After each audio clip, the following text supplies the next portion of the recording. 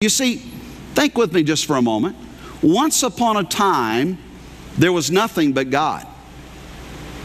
Have you thought about that? Once upon a time, there was nothing but God. There was a time when man did not exist.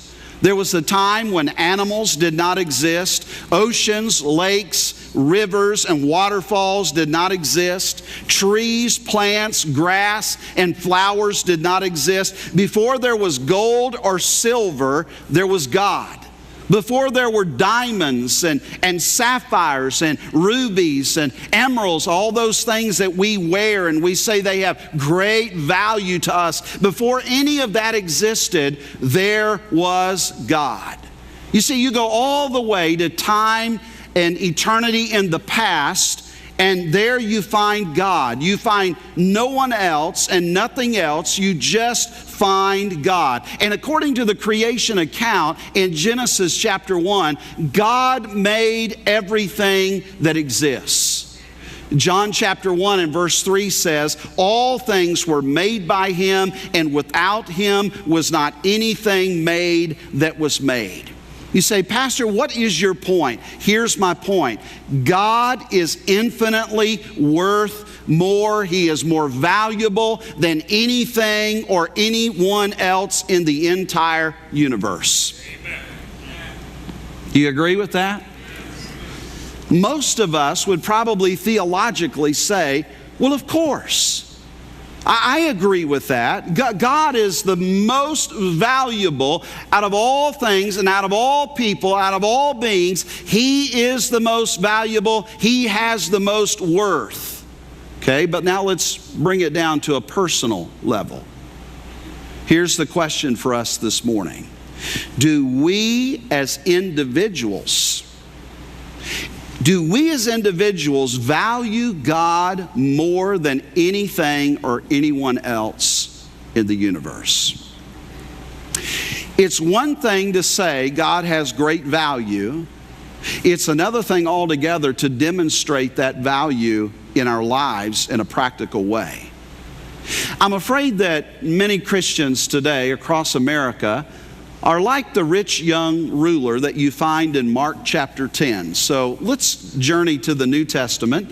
Mark chapter 10. Matthew, Mark, Luke, and John. Mark chapter 10.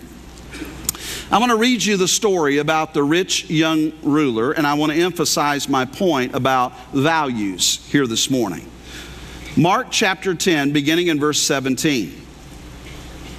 And when he was gone forth into the way, there came one running and kneeled to him and asked him, Good master, what shall I do that I may inherit eternal life?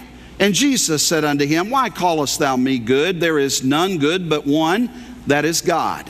Thou knowest the commandments. Do not commit adultery, do not kill, do not steal, do not bear false witness, defraud not, honor thy father and mother. And he answered and said unto him, Master, all these have I observed from my youth.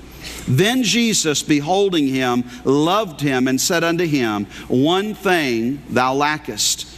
Go thy way, sell whatsoever thou hast, and give to the poor, and thou shalt have treasure in heaven. And come, take up the cross, and follow me. Verse 22.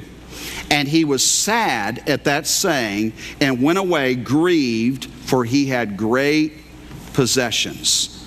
Now, I read this story and I say, this young man certainly doesn't seem to be a bad person, right? He seems to be a good person, a decent person with morals. He was a ruler, according to this same story that is related in Luke chapter 18. And the fact that he was a ruler means that he was well respected by others in society. For those of us who are fathers, we would probably say, I sure hope my daughter marries a fine young man just like this man. He no doubt had a great work ethic, and he treated others with respect and dignity. This young man even seemed to have all the right answers. But Jesus, being God in flesh, Jesus was omniscient. He knew all things, and he knew the condition of this man's heart, and so he gave him a challenge, and this challenge related to values.